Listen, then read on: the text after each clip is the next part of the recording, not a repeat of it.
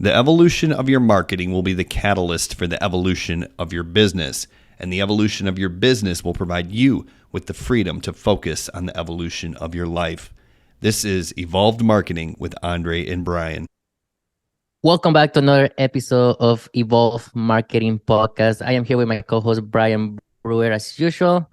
And today we have a special topic that we want to talk about. It's about a new buzz in the business, in the online world. Well, we don't know if it's new or not, but it's something that has been going on. We've been seeing a lot of affiliates jumping into this. I think actually top affiliates, that have been really successful with affiliate marketing, and have actually stopped doing affiliate marketing just to do this full time. So what we want to talk about is Master Reselling Rights. That honestly is something brand new to me. I honestly don't get it, but I'm sure Brian knows a little bit more about it. And I don't know. I mean, what do you know, Brian? What is this new buzz? It's kind of funny, Andrei. I have over the past probably 2 weeks or so, I've seen a lot of comments and questions in the affiliate marketing groups and the groups that are headed by some of the top affiliates, especially for Legendary Marketer, talking about master reselling rights. And my first instinct was, what is this, 2012 again? Because I've been doing this for a long time, and I guess everything cycles back around. But years and years and years ago, we used to call them PLR, or private label rights, where you would buy some digital product that was usually crap, and then you could turn around and resell it and keep 100% of the profit. So I guess it's a business model that's resurfacing. And my first instinct was, all right, what marketer is behind this? Because anytime a marketer with a following jumps on some new opportunity and starts pushing it hard, especially when they leave something they were having success with that has a large community like Legendary Marketer, it's going to get a buzz and everyone's going to be thinking, oh, this is the next great thing. But yeah, I mean, master reselling rights, basically, as far as I understand it, is you buy into a product. And in this case, it looks like it's a course that teaches digital marketing. You buy into it. Obviously, you get the training as part of buying into it. And then you get the rights to resell it. And the real buzz, or the real draw, is you get to keep 100% of the profits. That's kind of the big selling point for master reselling rights. So tell me, Andrei, what have you seen over the past couple of weeks regarding this new again topic?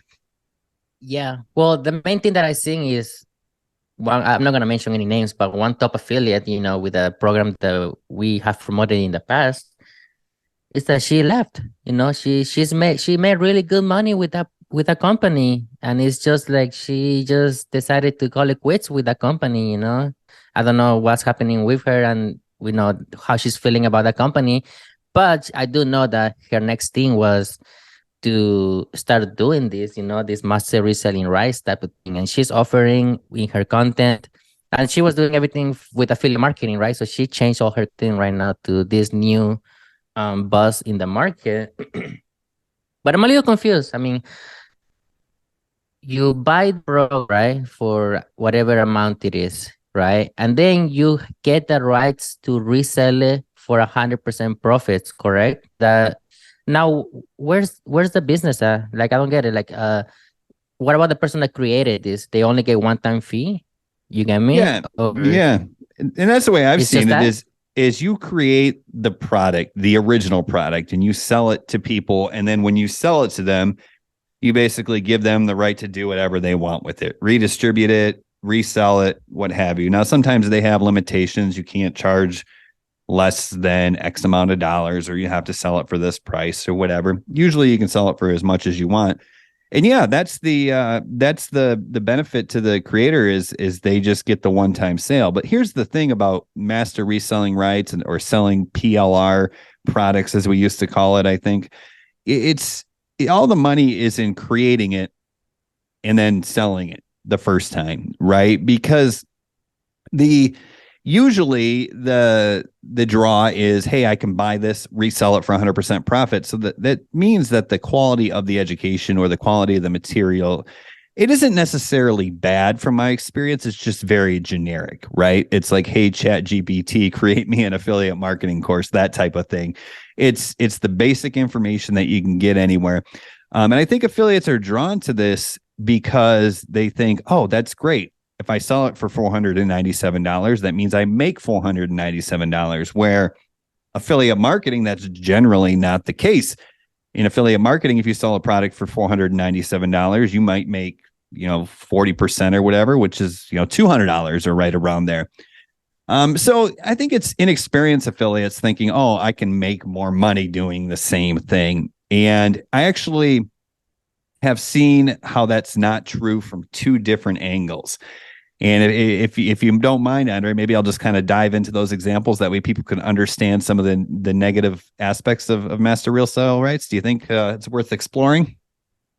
Yeah, of course. I mean, there has to be some type of drawbacks, like it can't just be like all beautiful, like I'm guessing you can really edit some of the program, that you're reselling, right? Like how do you make it your own? That's where I'm a little lost, like wouldn't you be better just creating your own course or like your own program? You get me? Like Yeah, it I just think, doesn't make sense to me right now. yeah, I think you ultimately, obviously, you would be better off creating your own program, but people are lazy, and creating your own program Exactly. is not easy, and you have to do all the work up front before you even make a dime back, unless you pre-sell it. And if you're inexperienced, you're probably not confident enough to pre-sell your course. So it's kind of the idea of, hey, I'll just buy this thing and then I can turn around and resell it. Now, before I get into the negatives of master reselling rights, from my opinion and from my experience, I will talk about some of the positives of it as well. So there was a program that I think is still in existence that I bought into a couple years ago. It was from Blake Newbar. And if you don't know who Blake Newbar is, I highly recommend you looking into him because he is a brilliant marketer. And I met him at Funnel Hacking Live 2021 when we were both in line to receive our Dream Car Award. And he's just a excellent, generous person as well. He's a fantastic individual, but he created a program. And basically what he does is he took advantage of the buzz that came out a couple of years ago where everyone was funnelizing their Facebook profiles, where they put links here and they changed their header to some sort of sales message. Well, he actually created a product that you could buy into and then resell it. So he kind of had the master resale rights as well. The difference is you promoted the product as an affiliate, right? So you bought into this little $7 program that had like a $200 upsell or whatever. You could resell that, but then if you wanted to sell the main program that taught you how to do everything and gave you the rights to resell the entry level products, you promoted that as an affiliate. So it was really a better idea on his part because he still got 50% of the 997, which was the rights. So that was, he's much more brilliant than some of the other marketers out there. So it can be done well. I don't necessarily think that's the case in the current situation. I think it's you just buy this information and resell it. You can make it your own by adding products to it, I believe.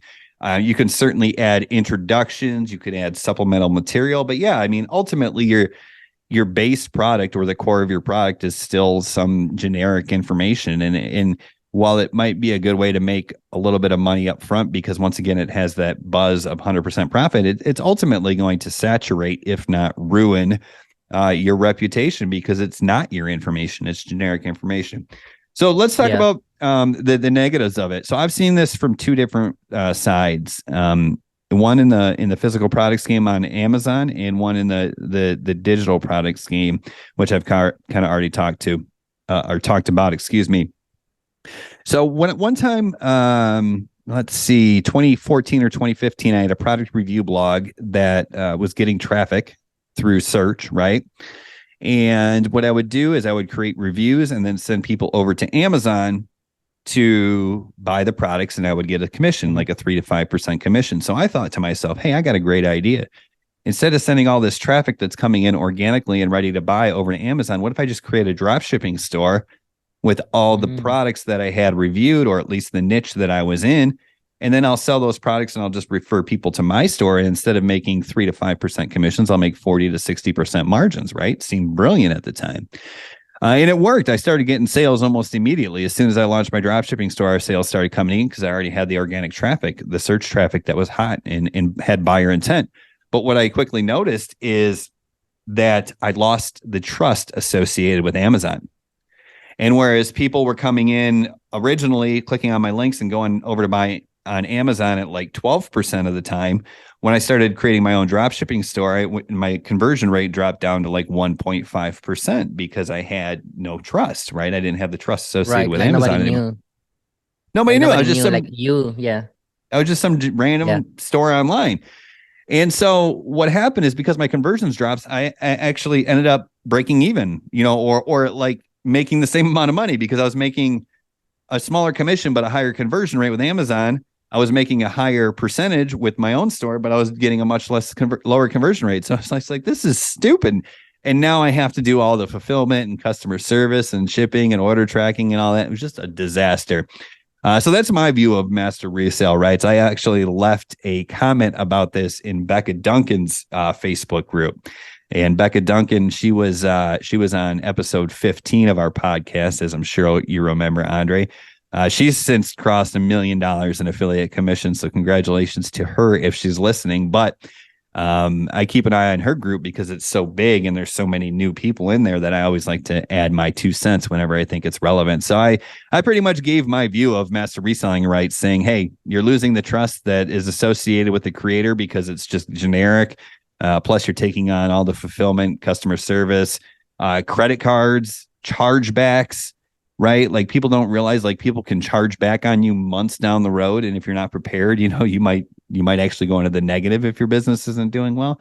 There's just a lot of issues that come up with it. Software breaks all the time. You don't have to really worry about that as an affiliate. And you got to figure out why charges aren't matching up to inventory numbers. And there's just a lot of headaches. So I just said, hey, do affiliate marketing, keep your 40%, be happy, and live a much more stress-free life, and you'll probably make more money. So yeah, I'm not a fan of it. In case I didn't make that abundantly clear.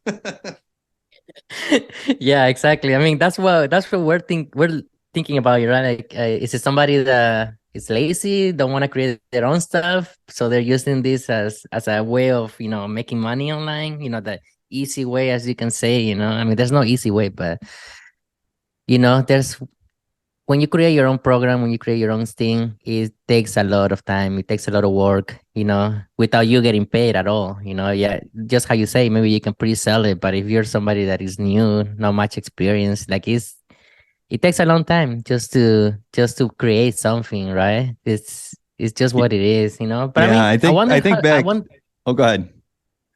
I just wonder how long this is gonna be. Like how long people are gonna keep talking about this master reselling rights. Yeah, it'll be buzzworthy for a little while. And like I said, before, it's just the idea.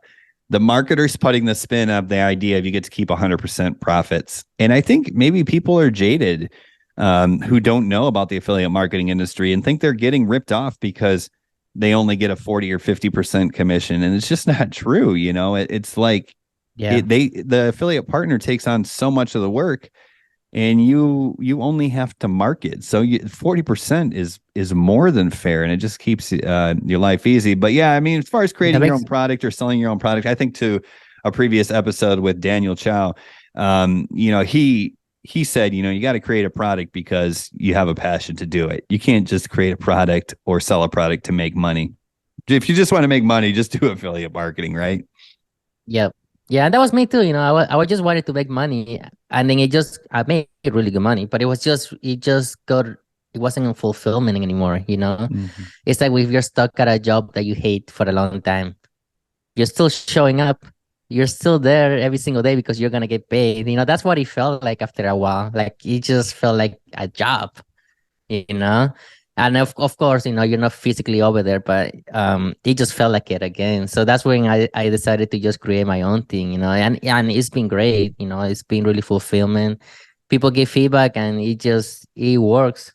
Another thing I was gonna ask about the master reselling rights was, it's almost like a white label course, correct? Where somebody, of course, has to buy the high ticket for the program, and then, hey, by the way, if you buy this, you can promote it as your own and you get the whole sales, right? So it's almost like that.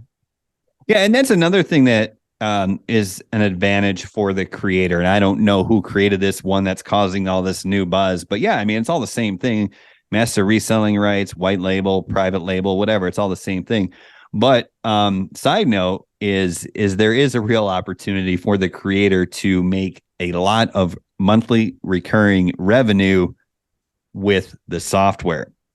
So, for example, I mentioned that I met Blake Newbar, who I have a lot of respect for when we were picking up our Dream Car Awards, which is for becoming some of the top ClickFunnels affiliates.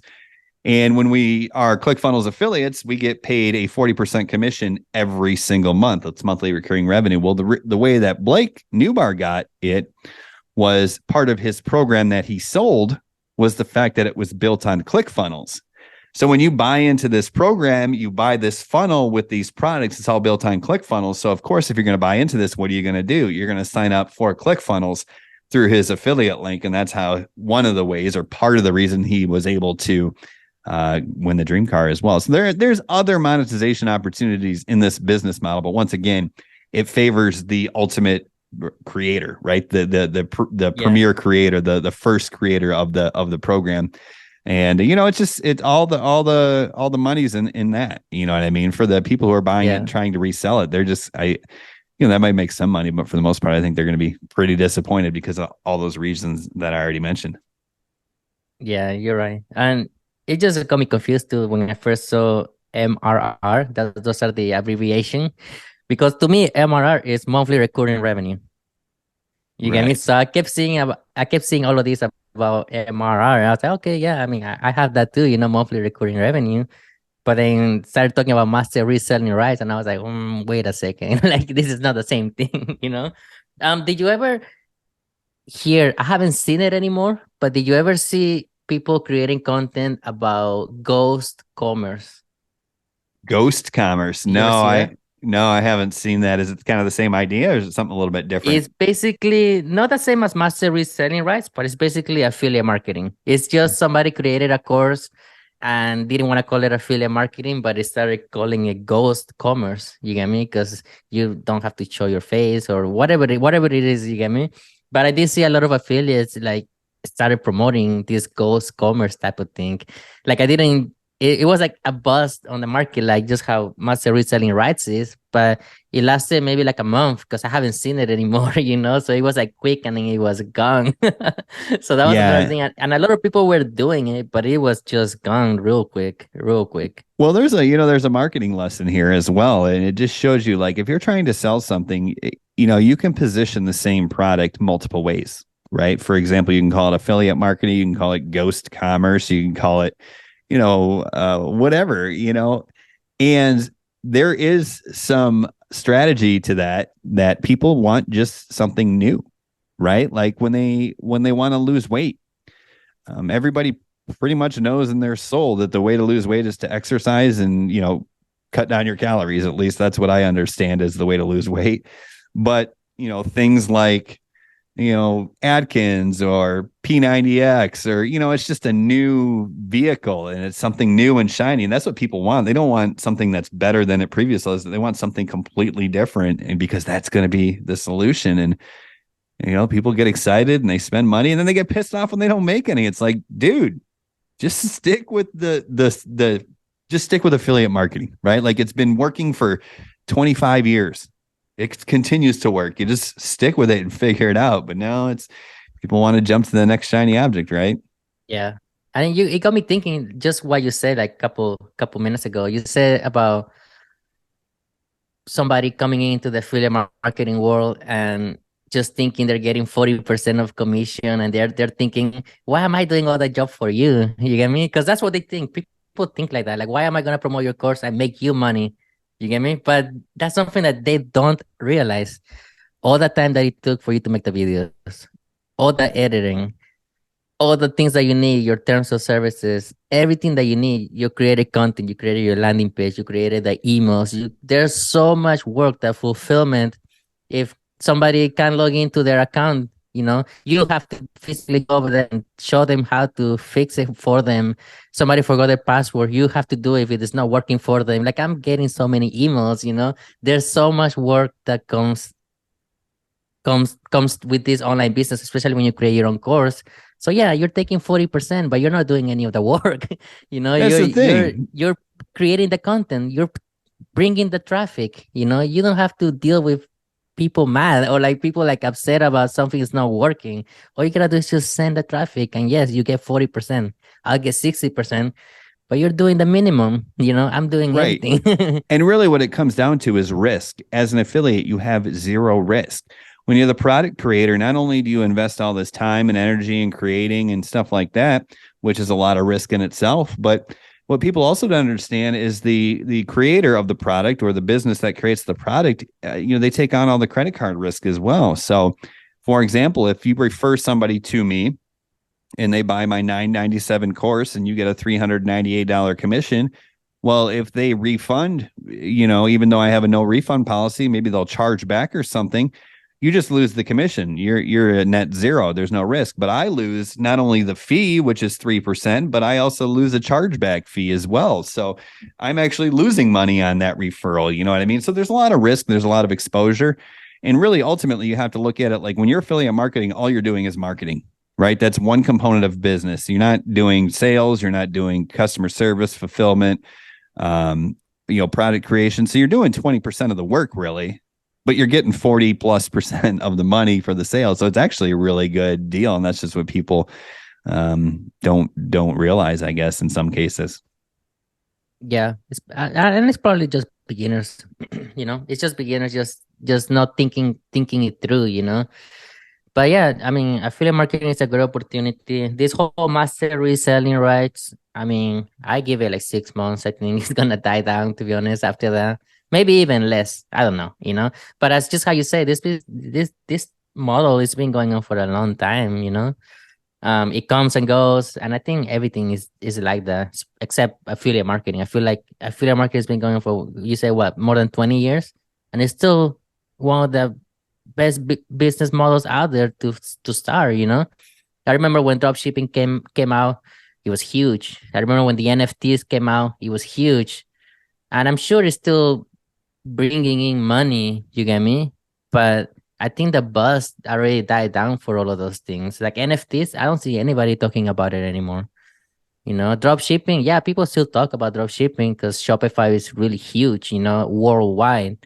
So that's one of the biggest platforms, but I don't know. I think it's always gonna be there, but it's just not gonna be as popular anymore. Yeah. And I think what it comes down to is when you're talking about different business models, different opportunities, and the perception that people have with regards to them, is people can really only understand what they understand. And I think that's why drop shipping is so huge. It had such a buzz at its peak and still continues to be interest or of interest to new marketers or entrepreneurs, is people understand selling physical products, right? We've been purchasing physical products all our life. We purchase physical products on the internet all the time. So people are like, yeah, that makes sense to me. What they don't understand is how can I sell information, right? Even as an affiliate. And it just doesn't resonate with them because they've never purchased it before. Once you purchase information, you realize how valuable it is. But I think people just can only understand what they can understand. And people, for some reason, understand or believe, I shouldn't say understand because I don't think it's true, but they believe that if you sell something, you should get 100% of the money. Yeah, this isn't a garage sale, right? You're not selling something on Facebook Marketplace. You're not selling your couch or your old washing machine, right? This is a business, and businesses are not 100% profit. So you can't really fault anybody. It's a learning process, for everyone. But yeah, I would just stick with affiliate marketing. Product creation can Yeah. get tricky. I could tell you some horror stories. I'm sure you could as well. Actually, that talking about horror stories, something happened with your business recently, and it was, I mean, from what I've been hearing from you, of course, it's being a headache. It's being like you're mad at both sides of the parties. Like, I don't know, like you want to talk about more about what just happened with your software's linking. I guess you can say. Yeah, I have to take some deep breaths before I start talking about this. It's All right, funny. get ready, everybody. Oh man. This is gonna be really ruthless. Yeah, no, this was a pretty big headache that happened. So, just to kind of give the quick backstory, I sell a program. It has a couple of low ticket offers. It has some monthly payment plans, and it has a high ticket back end offer, a mid ticket back end offer, 987, whatever you want to classify that. But one of the aspects or components of this product is for the first time, I actually took on affiliates, meaning I allow affiliates to promote these products, which is great. But out of the blue, all of a sudden, I noticed that one day I had 0 affiliate sales, or maybe I had like 2.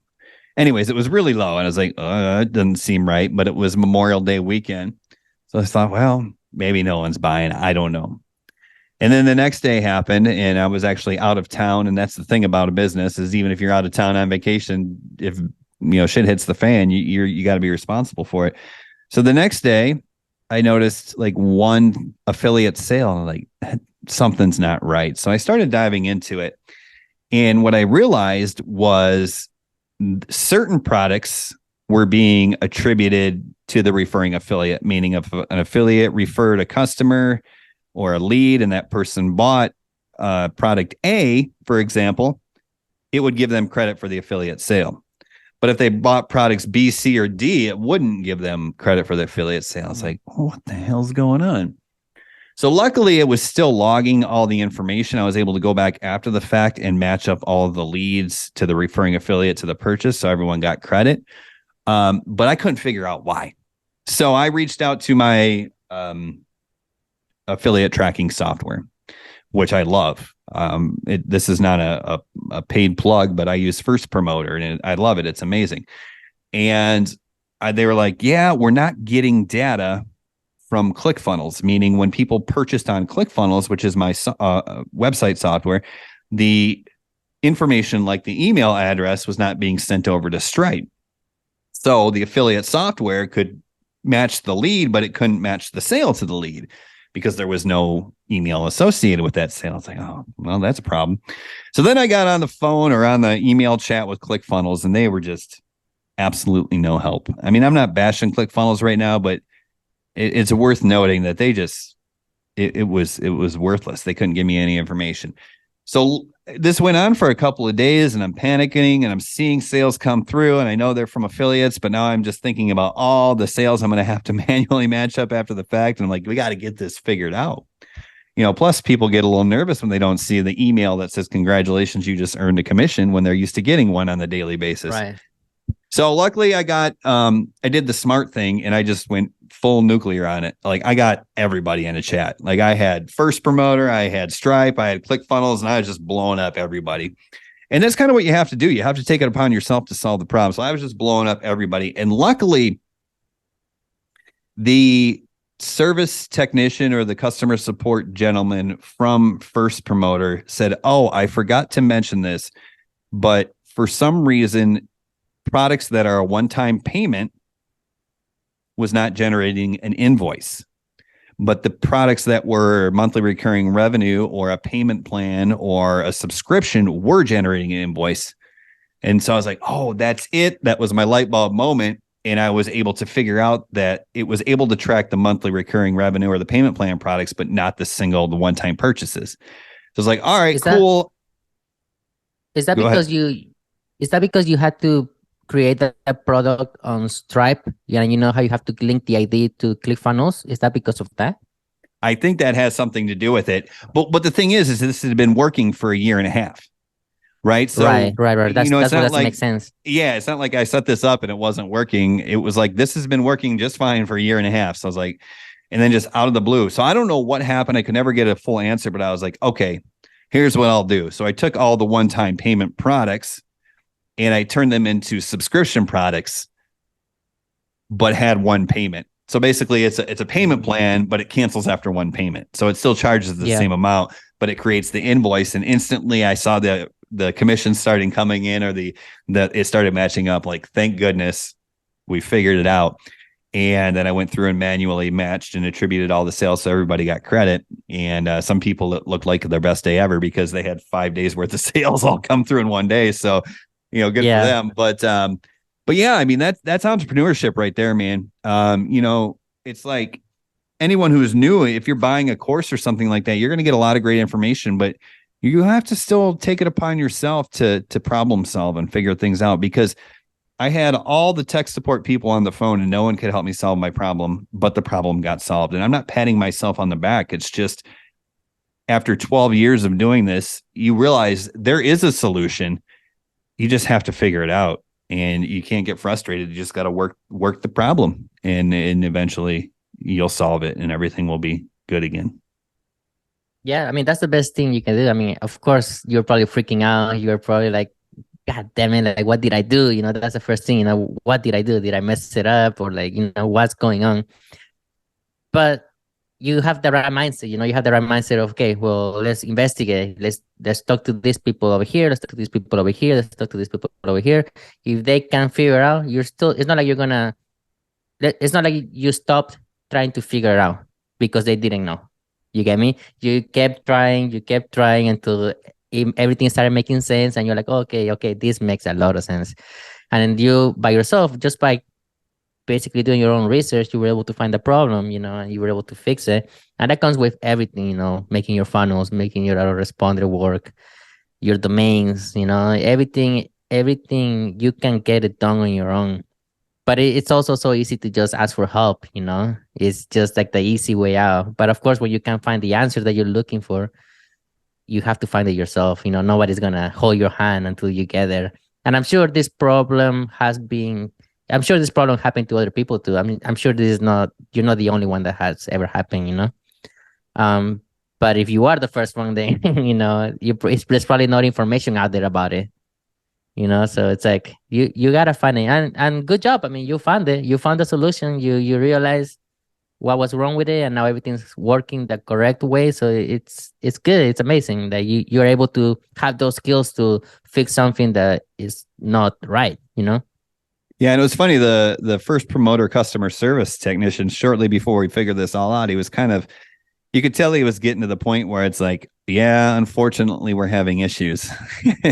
And then once I figured it out, I told him, he's like, that's amazing. It's like he was going to share this information with the whole company. So I was, hopefully they'll send me a check or a little a statue or something. like a little trophy for saving the company. Yeah, exactly. Okay, so let's talk about something else that you brought it up to. You have a high ticket for your business, for your program, but you also offer the high ticket as a monthly payments, like a monthly recurring payments, right? Until you get to like the point of maybe the amount of the high ticket or a little more, because you're giving them payments. Um, how is that? Do people tend to complete the payments all the way through, or they just take like maybe 1 2 months, 3 months, or how does that work? Because I mean, I'm rather in that limbo of, should I just have the full payment for my program for the high ticket, or should I give them the opportunity to just pay me monthly for like, I don't know, 5 10 months? Well, what's your experience with that? Yeah, so this is actually going to be really cool, and I'll set it up in just a second. So don't click away if you're listening right now and you're going to create products. But first, before I do, there's one thing we have to understand. If you go on a payment plan, you're always going to have people that don't complete the payment plan, right? It's just the way it is, right? I've heard and seen stats that if you have a payment plan, you can expect on average 4 payments, right? So if it's $100 a month, you can expect every customer to be worth $400, meaning some people are going to cancel after month 1. Some people are going to keep it active for 2 years. What I have seen is that is pretty accurate for a subscription model, meaning software where it's $100 a month forever, right? Mm-hmm. For 3.5 to 4 times 1 monthly payment is pretty much what you can expect out of your customers. So that's good data to know. It's better with a payment plan. So because people see the end, right? It's like, so my payment plan, I have a 1 pay, and then a payment plan option. And my payment plan option draws out over 10 months. So because people see that goal is, okay, once I get to 10 months, I'm done paying, yet I get to keep access, that helps increase that number. Now, does everybody complete their 10 payments? Absolutely not. But it does bump up the average. And the benefit is I offer, and this is the big component, is I offer 2 group coaching sessions every month. So if it was just the stagnant course, people would probably cancel after month 1 because they would just be like, well, I got the information. But I have this carrot out here saying, hey, if you make it through the 10 months, then you get to come to all the coaching sessions for, as long as I run the program free of charge. So that's kind of an incentive there. But here's what's really cool.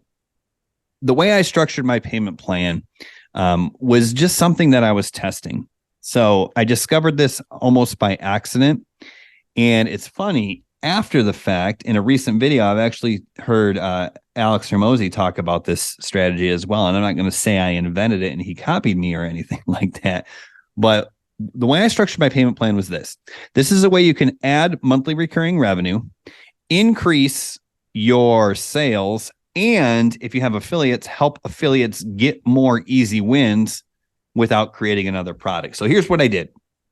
So my back end product is the course plus the coaching program. It's I call it mid ticket at $997. You might call that high ticket. You might call that mid ticket. It's $997. That's a one-time payment. Okay. And if you buy into that, $997 for life of the program, you get access and you get invited to every single group coaching call. So what I did is I created a payment plan that was $149 per month times 10 months. And my thought was, hey, there's people who can't afford $997, but they can swing $150 a month or whatever. But here was the magic. Here is where I figured out that I stumbled across something pretty amazing. So everyone can do math. Easy math. Anybody can take 149 and multiply it by 10 and know that's $1,490. So the point I'm getting at is, thank you. Yeah, I think there's magic in having it 10 payments. Because if I said, hey, it's $149 a month times 8 months, people are going to be like, how much is that? $800? $10,000? Yeah. I don't know. You know what I mean? But because it's 149 times 10, people are like, yep, that's pretty much $1,500. Well, $1,500 or $1,490 happens to be 50% more expensive than the one payment. Right. So what this does is this gets all the people who can't afford $997 or can't justify $997, which I anticipated. What I didn't anticipate, which was a pleasant surprise, is it bumped the conversion rate of the $997 offer as well, because it looks like such a deal. You see what I'm saying? Because it's 50% less. Cheaper. Yeah. Right. Cheaper. And yeah, it's more it's inexpensive compared to that. So it's like that payment plan, because it was by 10, and I think that's important. So I wanted to state that again. It sets the price anchor for the course at $1,490. So now $997 looks like a steal. And I thought everyone was going to start taking the payment plan. I was willing to run the test and cancel it if I needed to. To my surprise, though, it actually bumped up the full pay option, and it's a pretty cool pricing strategy that I highly recommend. No, yeah, it makes a lot of sense. I mean, it's the way you paint the picture. 100%. You can paint the picture and be like, pay me $1,000 right now for the program, or pay me $1,500, total within 10 months. You get me? Which for some people that might be like more logical, because some people don't have the $1,000, but it does make sense for people that want to save, that do have the money. It makes a lot more sense for them just to pay the $97 up front. So that really helped you get more of the one-time payments, huh? For the high ticket then. Yeah, it really did. And it wasn't like I went from 2% to 50%, but it was so extreme that I feel confident sharing this pricing strategy with everyone. Like, this pricing strategy, it's like a hack. Yeah. And what I actually did is, so the way I sell this is through my free course. So I have a free course. I call it 8 secrets that helped me make $400,000 last year as an affiliate marketer. And secret, it kind of guides people through. It starts talking about affiliate marketing. It gets them motivated. There's some mindset stuff. I give them, training, funnels, traffic, all that stuff. A little bit of proprietary information. And then in secret number 8, which is the last secret, of course, the end of that lesson is the pitch. Right here, buy my next thing. I actually changed the wording after I discovered this pricing strategy. I changed the wording in my pitch to the price. When I get to the price, after I do the value stack, right? You get this, you get this, you get this, you get this. It's $18,000 worth of value. It's $1,490 split over 10 payments to make it easier on you. However, if you do want to save 33% today, you can take a one payment option of $997. So I set the price anchor at the payment plan and then offered this full pay as a discount. And it was magical. I highly recommend it. Yeah. And what you're doing also, you're helping your affiliates. Just how you say, like, if you have an affiliate that promotes your course and they're promoting the high ticket as well, if they get people buying the payment plan, that means that affiliate is also having monthly recurring revenue, because of that 149. What's 40% of 149? I'm not sure, but they're all getting that $80 or it's like whatever it is, $70, $68, okay. Something like that. That means that person is getting $80 every single month recurring. That's amazing. That pays for softwares, that pays for a lot of things. And so you're getting your affiliates excited about it, and that's you're the other giving thing them that option. Is it keeps them excited, because sometimes if you get a couple of commissions come through, you get excited and it makes you create more content. But then if you don't see one for a couple days or a week, you kind of get lax. But the thing about the monthly recurring revenue is when it hits next month, even if they were like, I give up, I can't do this, they get the notification that they just got a commission, even though they haven't created any content in the past 2 weeks. They're like, oh, I got to get back to creating content. You know what I mean? So yeah, it's especially if you have affiliates, I highly recommend it, because it's hard. If the mindset of the affiliate is that $997 is expensive, then that's going to come across to their prospects as well. And they're going to have a hard time attracting people who are willing to part with $997 for information, regardless of the value. But most people can easily justify $150, right? Or whatever, for if they want it bad enough. So they will be able to try it out. Yeah, and they're going to be willing to, and they're going to be able to attract people that are going to pay, able to spend $150. So yeah, they make more sales, and it gets, helps with the motivation. So yeah. And it I think it's relevant across the board. So for example, let's say your program is $2,000. Well, then your payment plan should be $299 times 10, right? 50% more. Because 50% of 2,000 is 1,000, 2,000 plus 1,000 is $3,000. And I think whatever your pricing structure is, if your course is $100, then it should be 10 payments of $15. You know what I mean? It's just congruent across the board. Add 50% and then divide it by 10, and I think you'll find success with it. Yeah, no, it makes sense. Now, at what point in your business, maybe if you want to take it to the next level, like at what point you think you might add like some maybe like setters and closers into your program? Is that something that you might be looking at in the future? Because I know I just started my program, but I just feel like it's a good opportunity, just to have those people. Of course, you're going to spend a little more money, but I think that will double, triple, or even more, your income for your program.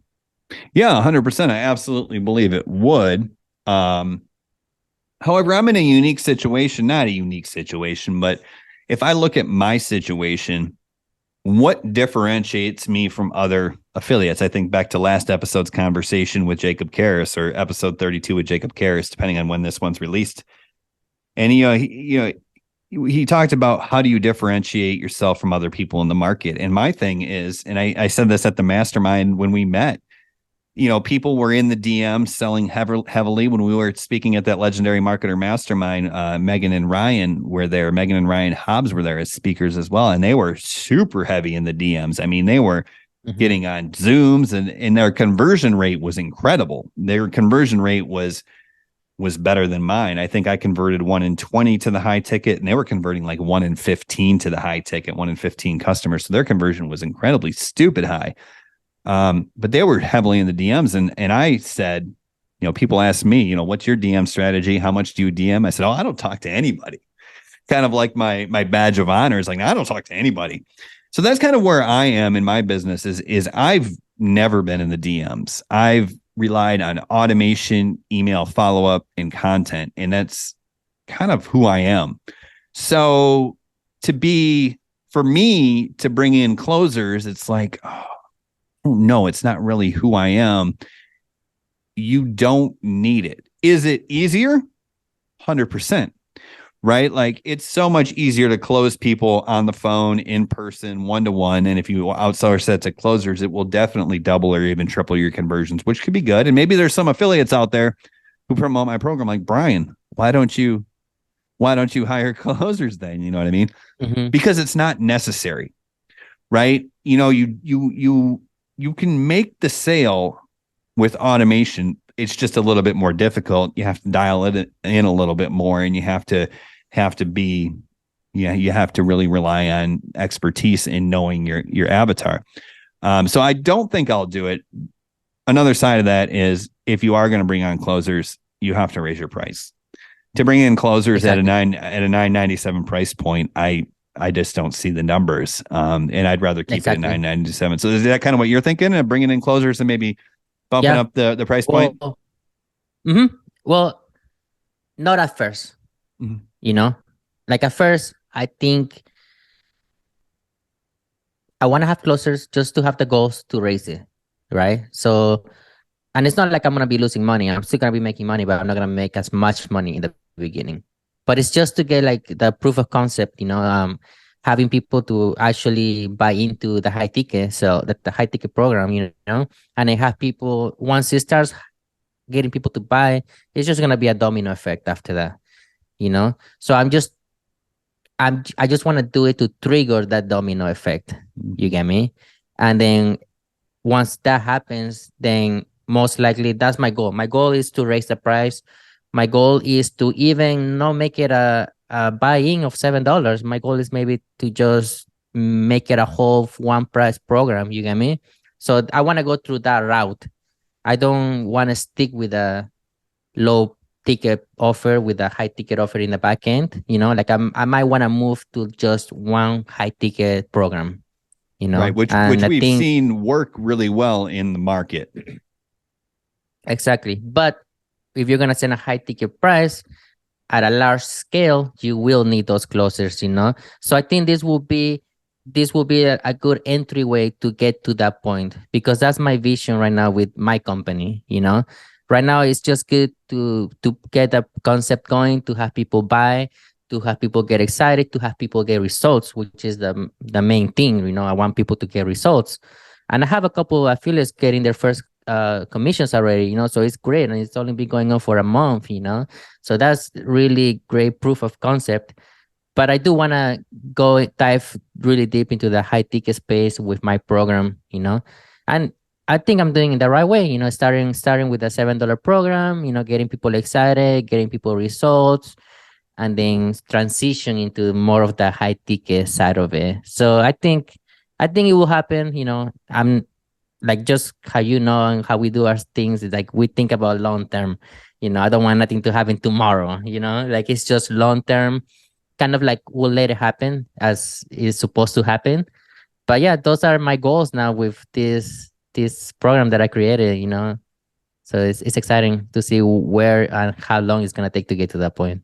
Yeah, well, the cool thing about it is, you understand that there's certain things that have to be done if you want to do this, right? Like you're not just like, I just got to bring in closers, okay, because I want more conversions, and that's going to make more money and make more money for affiliates. But no, you're like, okay, if I bring in closers, what else has to happen? What's the benefit? What are the drawbacks? And that's business right there. That's how you got to treat your business, and you're being proactive. Right? You're not just sitting here waiting for magic to automatically happen. It's not like you're just going to sit here with a course that's slowly, and then all of a sudden just boom, it's going to be an avalanche. You're like, okay, I want to trigger the domino effect. Exactly. I just want to get it started. I want to get it going, and from there, whatever happens, happens. You get me? But yeah, I'm at that point right now.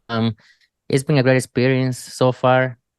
I mean, a little bit over a month since I launched, so it's been great. Honestly, it's been great. I expected probably less than what's happening right now, to be honest. So it's good. It's a good experience. Well, yeah, that's the thing. You go into, if you do this long enough, you go into things with I don't want to say low expectations, but like, let's give it a shot. Yeah. It might work, it might not. We'll see what happens. You know what I mean? And that's it. It's like you do something, that's marketing, right? You do something, it's going to yield a result. Sometimes that result's going to be good, sometimes that result's going to be bad. It's just a series of tests until you figure it out. And once you figure it out, it's like, it's like it's worth it because it might take 3 months, it might take 6 months, it might take 2 years. Once you figure it out and you've done enough tests to really optimize it, I mean, like, it can be a rocket ship. Just like we started off talking about master reselling rights. Like all of a sudden, this is the big buzz, right? Like once you nail the messaging and the domino effect or the growth, the compound interest on it or whatever. I mean, it can happen fast. And then it's just like money is just coming and coming. It's like what's happening with Legendary Marketer right now. Years ago, they had 2 affiliates make $1 million, and they were 2 affiliates who just went absolutely batshit crazy viral on YouTube. Now, it seems like there's a new affiliate hitting $1 million every single month by just going on Instagram. You know what I mean? It's crazy. But that's the thing. Once it all gets nailed, it's just exponential growth can happen. So gotta work at it. It's insane right now. I mean, and also, I guess I'll leave just to finish this off. I'll give a tip to people, that are stuck in their business. It might not be you. It might just be technical issues with your cell phone. Honestly, you get me? Because what I did, I've grown so many accounts, right? I created so many TikTok accounts. If you use the wrong email, if you use an email that you already used before, if you use the same phone number that you to create the account, they know. They know that 100%. So whenever I see an affiliate that has 1 to 10 views per like their first 5 TikToks, delete that account. It's worthless. It's pointless. There's no reason why you should keep posting on that account and get 100 followers in like 6 months of making videos. It's pointless, reset that account, delete it, delete the app, download the app again, go on Yahoo, create a new email address just for that account, and create it and try it out. But if you start seeing your TikTok account that is a 0 for so long and you keep going at it, you're just wasting everything. That means there was an error in the tech side of it. It's not you. Everybody can create content and make a sell.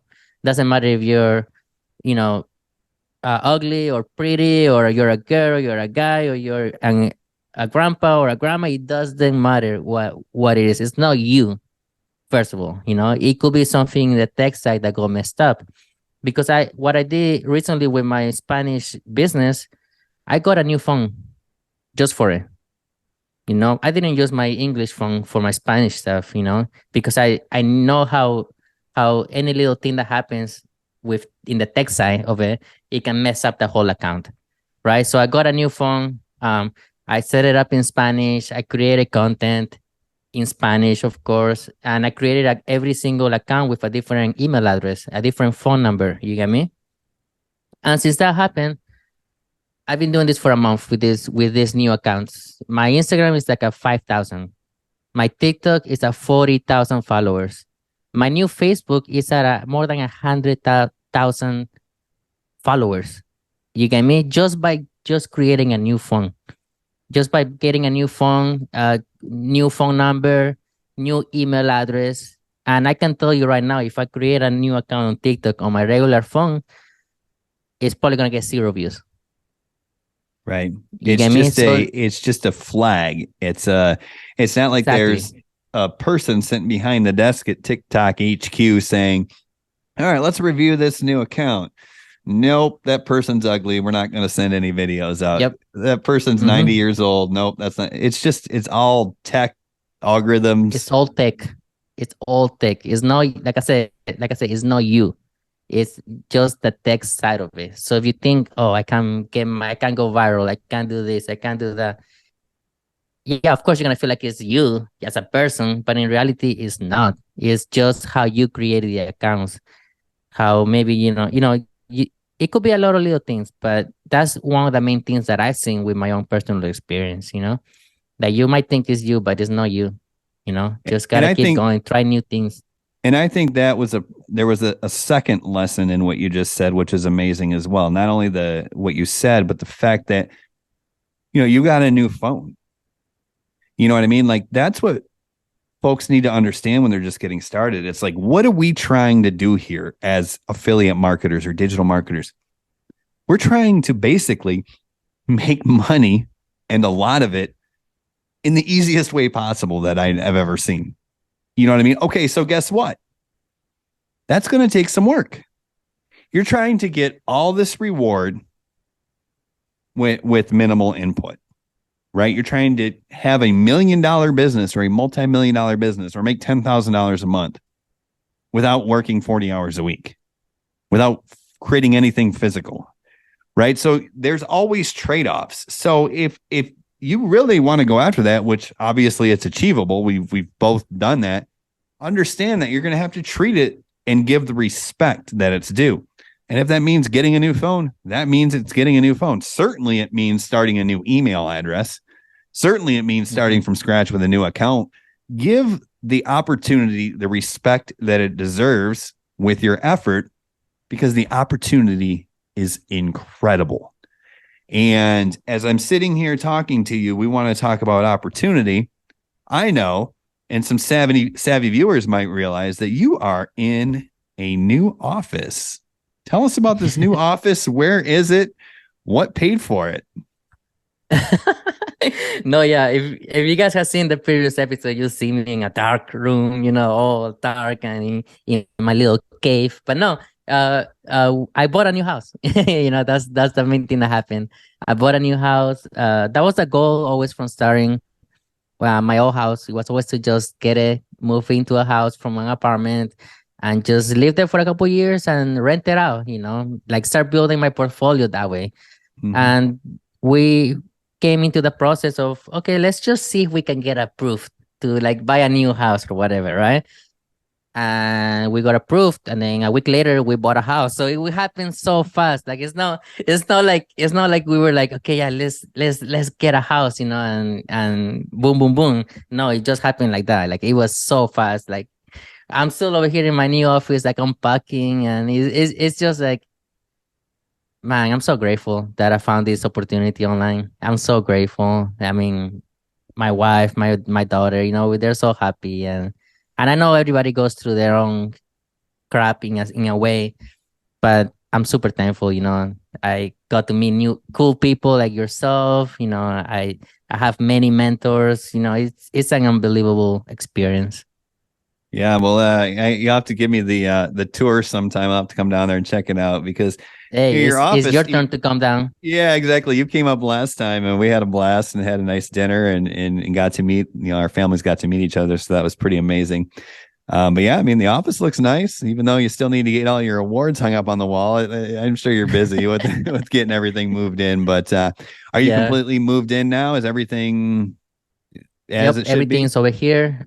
In boxes still for the most part, but yeah, everything's here. We did it super fast, like I said. And right now I'm working on like repairs for the other house to get it done, get it ready for the next people to move in. And yeah, I mean, one of the main things is that this office is actually a room. In my old house, the office was like an open area outside of the living area, but it was just a room, a little studio room without a door. You get me? So it was really hard to focus because the hallway was right there.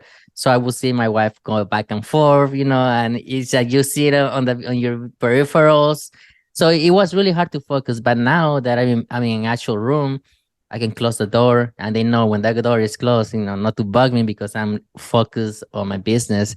So that's one of the main things that I'm excited about this new office space. I don't know how I'm gonna decorate it or whatever, but that's not the important side of it. The important side of it is that I'm here 100% when I'm doing something. You get me? And And that's that's where I gonna be struggle. helpful. Yeah, that's gonna be helpful Huh? because I mean, what that's gonna be Yeah. super helpful because when I first started, we were living in San Diego and we had a small apartment. So like my office was the dining room table. You know what I mean? Mm-hmm. So the only time I could work was when my daughter was napping and she was 4 months old. So my wife was super tired. So she would go nap. So it was like, all right, I got an hour.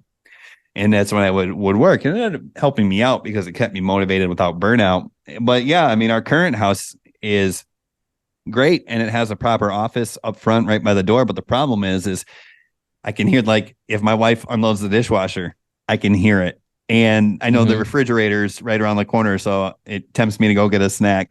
But and then it's kind of an open area into the living room. I mean, it's a nice doorway, but it's still, I can see into the living room, so it's You distracting. You see know what I people mean? walking by. Yeah, Yeah. yeah. So it's like that's why I have this office, which is, something that I pay extra for. But yeah, it's nice. You can close the door and you can just kind of go into your little hole there and get in the zone, and really, really cool, man. So congratulations on Yeah. the new house. The old house, you're Thank gonna you. rent it out. Are you gonna do it yourself, or are you gonna have a property management company, or Oh no, yeah, property management. I don't want to deal with the headaches or nothing like that. So I'd rather just pay them, have them deal with everything, and I just say yes or no to the repairs or whatever. You know what I mean? Like I don't yeah. want to deal with I don't want to add more pressure to whatever's going on with my life. What do you know what percentage they take, or how they make their money, out of Yeah. curiosity? Yeah. So the first year they take no the first year, sorry. The first month, like the initial fee, they take 50% if they get a renter there of the rent. So Mhm. 50% of the rent you have to pay them out of pocket because you still have to pay the mortgage, you get me? And after that is 10%. So Okay. 10% of the rent that the renters agree to move in, they get the 10%. So if I want to rent it out for 1,800, I'll pay them 180 a month. Mhm. You get Hey, me? So that's not a I bad will deal. be I will be overpaying a little more than whatever the mortgage is, but it's just long term vision. It's not nothing like tomorrow. You get me? So it's like in the long term, I don't mind paying the money, especially Yeah. because it's So gonna save me all the headaches. yeah. So your mortgage plus your taxes is going to be more than you're actually taking in from the tenant Uh, after it. because of the fee. Yeah. Yep. Yeah. So So so let's say my mortgage is 1,600, right? And then I'm gonna rent it for from 18 to 1,900. You get me? So but then I have to pay them 190. You get me? Or 180 a month. So in total, it's maybe break even or lose a little bit of money. But like I said, I think it's a good way to do it that way. yeah, it's still a fantastic investment, and I think that's Mhm. important for people to understand. Like, if you're going to get into the rental business, people think they're like, oh yeah, my mortgage will be 2,000 and I'll make 2,500, and so $500 every month will be just profit. But that's not the way it works because, as you Mhm. know, if you've ever owned a house, if the AC goes out, you know what I Mhm. mean? And I'm not trying to scare you, obviously, but that's just a realistic expectation. It's still worth it because of the long-term Yep. equity that you're going to build. But yeah, you got to have realistic And expectations anytime you go into any business opportunity. right. And I'm thankful enough that I do have a business that generates income every day. You get me? So it's like, yeah, I gotta pay 180 a month for maybe I have to pay for repairs and all of that stuff, but I'm thankful that I do have the business, that has allowed me to be able to do this. Because before I probably never, I wouldn't have done this if I worked a 9 to 5, thinking of the raise that I'm gonna get. You get me? That probably never will come. You get me? So it's like it's a different type of mindset mentality that happened, which allowed me to do this. I'm sure no, it's really hard for people to do this. In the real world, but it is possible once you start an online business. And that's kind of the beauty of having a business like we do. Now, I know you have savings and I know you're prepared, so this won't apply to you, but let's say it was a little tight. And let's say your hot water heater went out or your pipes burst and it was a multi-thousand-dollar repair. You know what? You could write a webinar or create a special offer, and you could pay for it like that. I'll never forget the story I heard from Russell Brunson at Funnel Hacking Live. He was talking about the Beatles, the rock band, the Beatles. And one of them would say, okay, I'm going to go ahead and write ourselves a swimming pool. And meaning that he was going to sit down, write one song, and the money he made from writing that song, they were going to buy a swimming pool. And that's kind of the same mentality that you can have once you start building your business and your audience. It's not like you're going to try to bleed it dry or squeeze every last bit out there. But if you get into a situation where you want to generate revenue, you just write a webinar, or you create an offer, or you sell a one-on-one coaching, or whatever you want to do.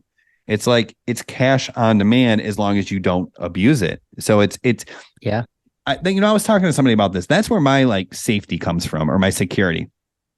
I mean, yeah, I have money and savings and all that stuff, but I know that if it really came down to it, I could generate $50,000 on demand or $100,000 on demand. Now, I can't do that again and again and again because I would lose trust in my audience. I don't want to abuse that, but that's how I know. Like, I can generate a year's salary in a week if I need to, but I don't, because that would obviously, squeeze too much too much juice. But yeah, I mean, that's beautiful. Beautiful security. And it's funny because I don't really promote Legendary as much anymore, and I got a high ticket today. You get me? And I literally put that money into my own business. It's not like I saved the money. I reinvested it into something that I want to better my program. And it was just cool. Oh, cool! I got a commission from a program that I promoted in the past. I'm still getting paid for that, so I'm just using the money for other things. You get me? So it's a great business to start, everybody. Well, I don't know. I don't know how else we could add to that, Andrei. That might be a good place to shut this one down for the week. Yeah. I think it was a fantastic episode. What do you think? I think so. I mean, it's always nice to catch up with you. I mean, like how we always say, it's not like we talk every day. It's like once a week, and that's the whole thing about the podcast. Two full-time affiliate marketers that meet together once a week. Sometimes, of course, more than once a week. We have more guests, but once a week. And we've been doing it since November of last year. So I think we're doing amazing.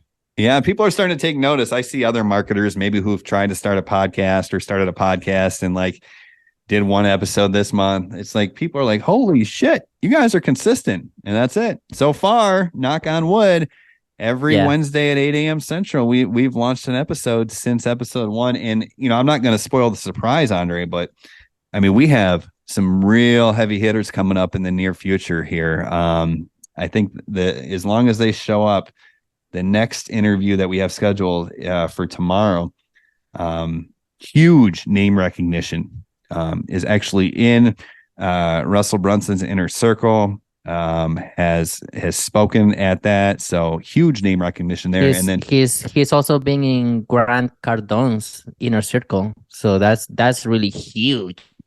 Yeah, so that's going to be a cool interview. I saw a picture on Facebook yesterday. He looks like he just had surgery, so hopefully he can make it tomorrow. And that episode will be published. I saw that. Did you see that? I saw that too. Yeah.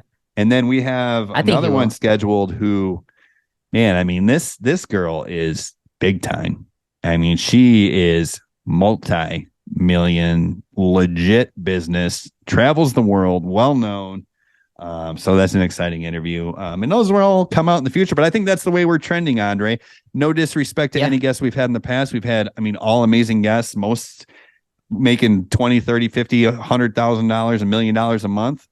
We've had some amazing guests, but I mean, it's trending in the right direction. There's still some, I'm excited. I'm super excited with that direction that this podcast is going. And damn, I'm so glad we started this. I know. Like it's just gonna.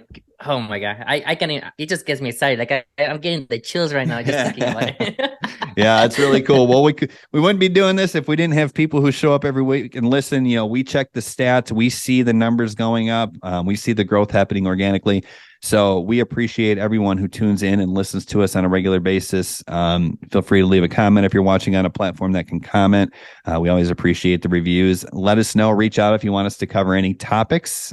Just go to evolvedmarketingpodcast.com, get on our list, and respond to any email that we send you, and we'll see that and we can address that. But yeah, I guess we'll see everyone on the next episode of the Evolved Marketing Podcast. Nice talking to you, Brian. See you, everybody. Cool.